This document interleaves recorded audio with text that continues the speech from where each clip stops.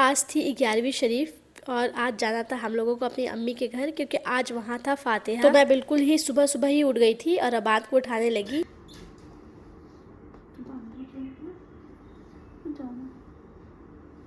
बाबू बाबू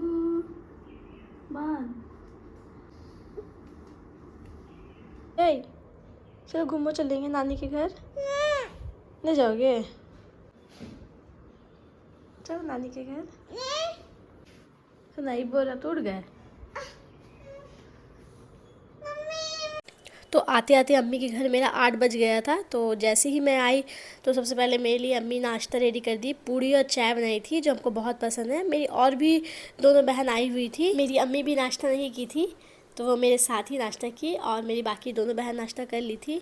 और इधर मेरे घर में 11वीं की न्यास का पकना चालू हो गया। तो मम्मी मटन चढ़ा रही थी तो उसमें मसाला डाल रही थी। और 11वीं में हम लोग के यहाँ ना देसी मुर्गा भी फातिया होता है, तो वो पापा ऊपर छत में बना रहे थे तो अभी लाए नहीं थे।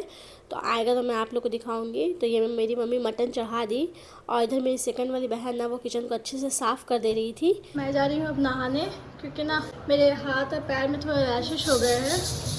पता नहीं, आप देख सकते हैं, देखिए इसे लाल छोटा छोटा दोनों हाथ और पैर में हो गए हैं। अच्छे से नहा ली और मैं ये ड्रेस पहनी थी, ये मैं अजमेर में पहले दिन भी पहनी थी, आपको दिखाई थी इसका वीडियो। और अब मैं जा रही हूँ पाउडर लगाने, क्योंकि आपको मैं बताई ना कि मेरे पूरे बॉडी में रैशेस हो गया है। तो मैं गले में लगा ली हूँ और मैं हाथ में लगाऊंगी। इस चादर को देखिए, इसे जयपुरी चादर बोलते हैं।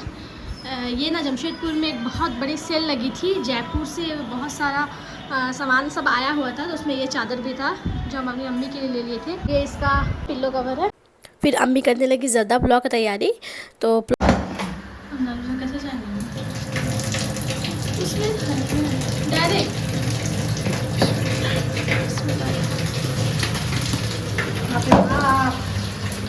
रिक्स में काम करते हैं हम लोग। तो ये हो गया, फट गया था एकदम, नया मंगाना है तो बोलने वाले भूल जा रहे हैं।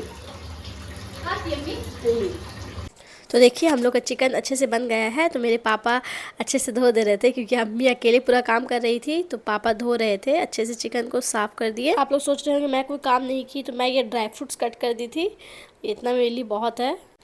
तब तक अम्मी मीठा पुलाव में चीनी इमाम करके डाल दी थी और ये ऊपर से सारा ड्राई फ्रूट्स डाल दी।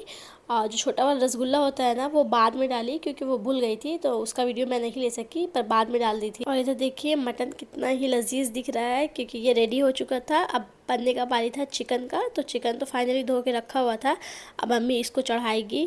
और मेरी बहन बना रही है इधर पुलाव, क्योंकि चिकन था, पुलाव था, मटन और ज़र्दा पुलाव था। इतना सारा चीज़ हमारे घर में फातिया होता है।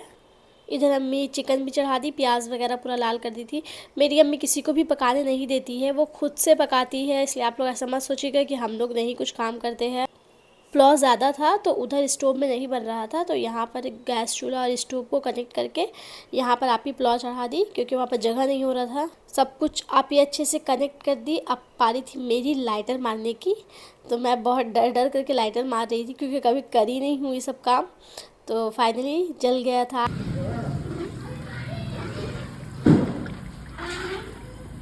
तो मेरी अम्मी मटन में आलू डालना भूल गई थी, और ऐसा बिल्कुल ना हो कि पुलाव के साथ आलू ना हो, तो अच्छा बिल्कुल नहीं लगता खाना। तो मैं आलू कट कर दी जल्दी जल्दी, और इधर हम लोग का पुलाव पूरी तरीके से रेडी हो गया।